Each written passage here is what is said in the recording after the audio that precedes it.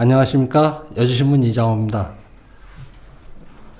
오늘은 요즘 걷는 길에 대한 관심들이 많으신데요. 우리 여주에 사시면서 많은 길을 걸으신 그 박병진 선생님을 모시고 이야기를 나눠보도록 하겠습니다. 선생님 안녕하세요. 예, 안녕하세요. 예, 우선 지금 저희 여주신문 TV를 보고 계신 시청자들께 그 박병진 선생님께서 직접 좀 본인 소개를 좀 해주시죠. 예, 안녕하세요. 그 강천면에 사는 박병진입니다. 지금 여주시 문화관광 해설사로 그 여강길 해설 역할을 하고 있습니다. 여강길이 이제 여강길 사무국을 통해서 혹은 문화관광과 그 종합 안내소를 통해서 이렇게 신청이 들어오는 사람들이 있고요. 네. 그런 사람들은 어느 정도 카운트가 되는데 본인 혼자 아니면 단체가 그런데 연락을 하지 않고 임의로 그냥 그 여강길을 걷는 사람들도 상당히 많습니다. 그래서 정확한 통계는 어렵습니다만 우리 사무국에서 대강 집계한 거는 한 2만 명 정도 오는 걸로.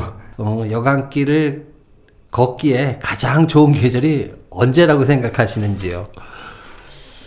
그 길을 걸으면서 그런 질문을 좀 받곤 합니다만은 걷는 사람들의 취향, 네.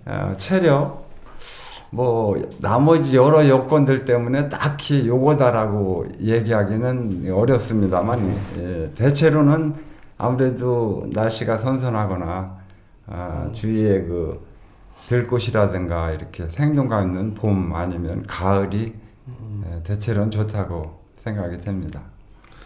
시즌적으로 보면 지금도 걷기가 굉장히 좋은 때군요. 좋은 계절이 시작이죠. 박병진 선생님은 우리 여강길 말고도 다른 여러 길을 많이 걸으셨다고 들었습니다. 좀 어떤 길들을 좀 걸으셨는지 좀 소개 좀 부탁드릴까요? 좀 쑥스럽습니다만은 제가 여강길 해설사로 참여한 지가 이제 9년째 됩니다. 그래서 여강길을 걷다 보니까 의외로 내가 잘 걷네 라는 부분과 걸으면서 얻어지는 기쁨이랄까 뭐 희열 또 이런 부분들이 상당히 좋게 느껴져서 그래서 걷기를 한번 나서 봤는데요. 처음에 한 5년 전쯤에 강원도 고성에서부터 부산 태종대까지 해파랑길이 이제 소개가 됐습니다. 연결이 됐습니다만 그 즈음에 아직 오픈하기 전에 그 길을 한 25일 동안 혼자 배낭을 지고 노숙을 하면서 그렇게 걸어왔던 적이 있고요. 한 3년 전에 몇몇 여강길 대표하고 현재 시장님이신 의원 시절에 몇몇이 기획을 해가지고 발원지부터 여주까지 한 15일 동안 한강변을 따라 걸은 적이 있고 그때 내처 저 혼자 이제 서해까지 한번 걸었습니다. 그리고 2년 전에 여주시에서 그러니까 검룡소에서 여주까지 걸어온 길을 서해까지 가자. 그래서 2차로 여주에서 서해까지 강화까지 다시 걸은 적이 있고요. 걷다 보니까 섬을 이렇게 호젓하게 걷는 부분이 아주 저로서는 매력이 넘쳐서 혼자 섬 여행을 배 타고 덜 알려진 배를 타고 들어가서 작은 섬을 한 바퀴 도는 그런 섬 여행을 백령도부터 저 가고도까지 한 40여 개의 섬 여행을 한 것 같습니다. 아이고, 굉장히 많이 걸으셨네요. 그런데 이제 또 저희가 듣기로는 또 최근에도 또 그 검룡소 발원지를 또 한번 다녀오셨다고 그러셨는데 예, 그 3년 전에 검령소에서 서해까지 걸으면서 우리 걷는 사람들이 기왕이면 서해와 동해를 네. 연결하는 길을 걷는 사람들이고 여간길을 이제 관여하는 분들이니까 연결하는 쪽을 한번 생각해 보면 어떻겠느냐 그런 안이 있어가지고 좋다는 생각이었었는데 여러 여건들로 해서 같이는 못했지만 올여름에 마침 제가 시간이 나서 네. 그 태백 검령소에서 삼척까지 동해바다까지 걸어왔습니다. 그 길을 걷다 보면 또 이제 혼자 가신다 하더라도 여러분들을 만나시잖아요. 그래서 물론 박병진 선생님이 길을 걷는 마음 또 있으시겠지만 다른 분들 이렇게 길에서 만나는 걷는 분들을 만나시면 어떤가요? 반갑죠. 그래서 전혀 낯선 사람인데도 배낭을 졌다는 것, 또 제가 걷는 거에 대한 관심이 있어서 말을 붙여준다는 것, 이런 것들이 벌써 마음 저 밑에서 동료의식이랄까, 그런 친근감이 있어가지고, 뭐, 금방 만나서 말 한마디를 건네도, 또 지나가면서 수고하십시오라고 서로 격려를 하는 말에도, 진실이 있는, 그래서 훨씬 흐뭇합니다. 다시 여간길 얘기를 조금 하면 그 여간길에는 지금 여러 구간이 있지 않습니까? 그런데 물론 다 전 구간을 다 걷지는 못했는데 구간별로 또 특별하게 또 아직 걷지 않으신 분들을 위해서 소개해 주실거나 추천하실 만한 장소가 있으면은 좀 부탁드리겠습니다. 현재 여간길이 이제 7km 정도 예. 5개 코스로 이제 돼 있습니다. 그래서 작년에 신설한 5코스는 경강선이 개통되면서 그 대중교통을 이용한 그래도 좀 나이가 드신 분들 관광도 겸하고 크게 어렵지 않은 그런 길을 한번 내보자 해가지고 여주역에서 명성하고 생가까지 짧은 거리 한 6.5km를 개통을 했고 1, 2, 3, 4 코스는 원래 이제 강을 따라서 남한강의 좌안과 우안을 이제 걷는 코스로 되어 있는데요. 코스 소개를 좀 하자 그러면 1코스는 이제 여주 버스 터미널에서부터 도리마을이라는 점등면 도리마을까지가 1코스. 이 코스는 도리마을에서 출발해가지고 충청북도와 강원도, 경기도가 만나는 삼합리, 그 남한강 대교를 건너서 부론으로 해가지고 섬강을 건너서 다시 강천면 땅으로 들어서는 그래서 강천리 마을까지가 이 코스로 되어 있고요. 3코스는 이제 강천 마을에서 출발해가지고 강변을 쭉 따라 걷다가 모가박물관도 들리고 해서 신륵사로 오는 코스. 4코스는 신륵사에서 그 명성황후 생가가 아니고 장터를 지나가지고 5일장을 주로 지향해가지고 장터를 지나서 효종대왕 영릉, 세종대왕 영릉 그렇게까지 만들었다가 다시 그 경강선을 이용하는 사람들을 위해서 세종대왕 영릉에서부터 능서 세종대왕 능역까지 그렇게 연장해서 4코스로 만들어져 있고 그렇게 이제 운영을 하고 있습니다.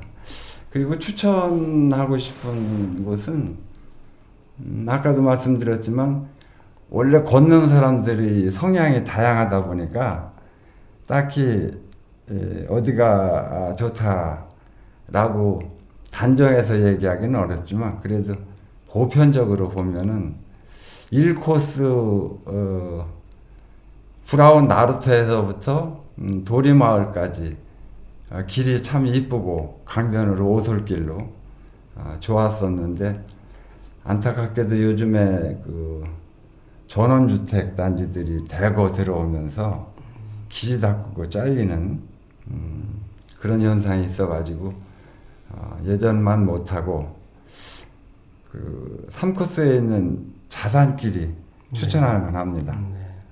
우리 여주 여강길을 걸으신 다음에 뭐 이렇게 소감 같은 거는 어떻다고 말씀하시나요? 대체로의 평은 이쁘다는 평을 이쁜 길이다. 길을 이쁘다고 표현하는 게 좀 못합니다만 걷는 사람들은 그런 표현을 자주 합니다. 이쁜 길이다, 소박한 길이다, 뭐 아름다운 길이다, 뭐 이렇게 표현들을 하는데 이쁜 길이라는 표현을 하고 특히 우리나라의 내노라는 강들이 길들이 네. 수백 개가 있는 걸로 알고 있습니다만 알려진 거에 비해서 우리 여강길이 특색이 내륙에서 이렇게 큰 강을 끼고 강 좌우안으로만 걷는 길이 여강길이 유일하다고 봐지거든요. 네. 그렇기 때문인지 와서들 여강길을 걷고 나면 참 좋다는 얘기들을 많이 평을 합니다. 박병준 선생님 이제 걷는 얘기를 말씀을 많이 들었는데 듣다 보니까 이런 의문도 생겨요. 지금 뭐 아까 말씀하실 때 이제 해파랑길도 걸어보시고 굉장히 긴 코스지 않습니까? 해파랑길 같은 경우는 또 동해와 서해를 다 정지를 하셨는데 앞으로 그래도 또 꼭 내가 이 길은 한번 꼭 걸어보고 싶다 하는 길, 버킷리스트라고 할까요? 걸고 싶은 그런 길이 있으면 좀 듣고 싶습니다. 어떤 길을 걷고 싶으신지. 괜한 나한테는 숙제라고 우리 지인들하고 만나면 이제 길 얘기를 할 때면 하는데, 제가, 그런 길을 걸으면서, 요거는 해보고 싶다라는, 것 중에서 이제 제주도, 물론 올레길을 구간 몇 차례 걸은 적은 있습니다만, 이제 제주도가 완전히 26개 코스인가요? 개통이 된 지가 이제 한 2년여 정도 되고 해서 제주도 올레길이라기보다는 제주도에서 가장 해안 쪽으로 사람이 걸을 수 있는 그 길을 천리가 좀 넘는 것 같습니다. 그 길을 한번 걸어봐야 되겠다라고 하는 부분이 내가 나한테는 숙제 중에 하나였기에 그거를 해보고 싶고요. 또 하나는 작지만 여주에 여주 사랑 500리 걷기라는 게 있습니다. 네. 이렇게 20회가 넘는 걸로 아는데 코스도 많이 변경되고 금년 같은 경우는 날짜도 5박 6일에서 3박 4일로 줄었다고 하더군요. 어쨌든 예전에 제가 한 4번 정도 참여해서 걸은 적이 있습니다. 그래서 그 5번, 한 번 더 그 길을 걷고 싶다. 그게 저한테는 숙제고 그거 하고 나면 글쎄요, 될지 모르겠습니다. 이제 저도 나이가 70이 되다 보니까 울릉도를 또 제주도 걷듯이 가장 해안가 쪽으로 한번 걸어볼 수 있을까 하는 생각 정도를 가지고 있습니다. 아까 중간에도 말씀해 주셨지만 내가 걷기를 통해서 내가 얻은 어떤 삶의 활력이라든지 내 삶의 변화라든지 이런 이야기를 해주시면 걷기를 망설이는 분들이 용기를 냈는데 좀 도움이 되지 않을까 생각이 듭니다. 최근에 본 책 중에서 여행을 숲을 여행하다 라는 책을 좀 다른 걷기에 관한 책들이 상당히 많이 나와 있습니다만 그 책을 좀 의미 있게 봤는데요. 그분은 그렇게 얘기하더군요. 걷는데 꼭 필요한 3대 요소라 그러면 시간이고 그 다음에 경제고 그 다음에 체력이고 그렇게 얘기를 하는데 이제 걷기를 좋아하고 원하는 사람도 내가 지금 처해 있는 환경이 과연 그 3가지를 충족시킬 수 있느냐.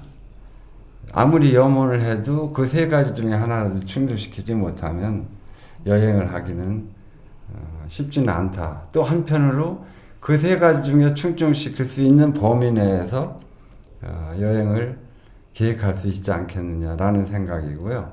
질문하신 거하고 좀 차이가 납니다만, 제가 걸으면서 이제 그 즐거움을 느낀다고 그럴까? 의미를, 보람을 가지는 거는 그런 거더라고요. 여러분이 같이 친구와 또 단체가 이렇게 길을 걸으면서 얻어지는 기쁨도 뭐 있습니다만, 저 같은 경우는 혼자 그 장거리 여행을 하다 보면 처음에 육체적 고통 같은 것들은 상당히 느끼게 됩니다. 발도 부르트고 뭐 여러 가지. 한 3일에서 5일 정도 그렇게 극한의 그 고통을 겪어내고 넘어서고, 그리고 무념무상의 상황에서 나를 모르는 사람, 나를 모르는 것들은 내 걷는데 생각에 별 그 지장을 안 주고 걸림돌이 안 되기 때문에 그냥 머리를 텅 비운 채로 두 다리는 계속 움직이고, 그런 상황에서 지나온 과거들도 자연 생각을 하게 되고, 최근에 만났던 사람들에 대한 감사함과 원망, 그런 부분들도 또 깊이 있게 생각을 하게 되고, 또 어느 정도 가다 보면 몇 시간이고 혼자 걷다 보면 그냥 모든 것이 텅 비어버리는 그런 부분들이 걷고 나서 아픈 다리를 실로 뜨면서 잠자리에 들기 전에 되돌아보면 상당히 저는 좋습니다. 그런 부분들이. 그래서 혼자 걷기를 즐겨하는 것 같고, 기회가 된다면 시간을 내서 혼자 그런 상태의 길을 걸어보면 뭔가 그 얻어지는 것이 있지 않을까 하는 생각을 해봅니다. 일상에서 벗어나서 걸으면서 만나는 풍경은 또 자동차를 그렇습니다. 타고 다니면서 보는 예. 풍경과 다를 거고, 또 그 길에서 만나는 사람들, 또 이야기들, 또 혼자만의 어떤 사색할 수 있는 시간들, 뭐 이런 것들도 결국 덤으로 얻어진다는 말씀인 것 같은데요. 어쨌든 그 말씀하셨던 대로 뭐 주로 이제 제주도 바닷길, 울릉도 바닷길, 그리고 우리 여주, 아름다운 여주 남한강 500리길 걷기를 또 하신다면, 뭐 그럴 때는 좀 많은 분들에게 그 여주 500리길도 사실 처음에는 지금처럼 그렇지 않고 좀 소박하게 걷지 않았나요? 4대강 하기 전에는? 예, 의미가 그 상당히 어려운 그 최고로 더울 시기에 학생들을 이제 주로 해가지고 시작을 한 걸로 아는데, 그때 의미는 내 고장이 시대가 이름으로 해가지고 내가 태어나도 내 주위에 학생들 아니면 여주 시장 뭐 요런 정도밖에 잘 가볼 기회가 없는데, 두 발로 걸어서 내가 태어난 고장을 쉽게 읍면을 전부 걸어온다는 의미, 그리고 7월 말에서 8월 초에 시작하는 최고 어려운 시기에 200리 정도를 걷는다는 걷기, 뭐 이런 의미에서 상당히 좋았다고 생각하고, 아이들이 거기 걸은 애들은 평생 내 고장을 내가 예전에 여기를 걸어서 다 다녀봤어 라는 그 추억과 애양심이 발로 그런 쪽에서 상당히 좋았다고 생각을 하는데, 요즘에 들으니까 참여하는 사람들이 많이 없다고 그럽니다. 참 안타깝습니다. 오늘은 그 아름다운 우리 여강길에 그 문화관광 해설사로 계시면서, 또한 그 우리 여강길뿐만이 아니라 전국의 아름다운 길을 많이 걸으셨던 박병진 선생님을 모시고 이야기를 나눠봤습니다. 박병진 선생님 고맙습니다. 아유, 고맙습니다. 네.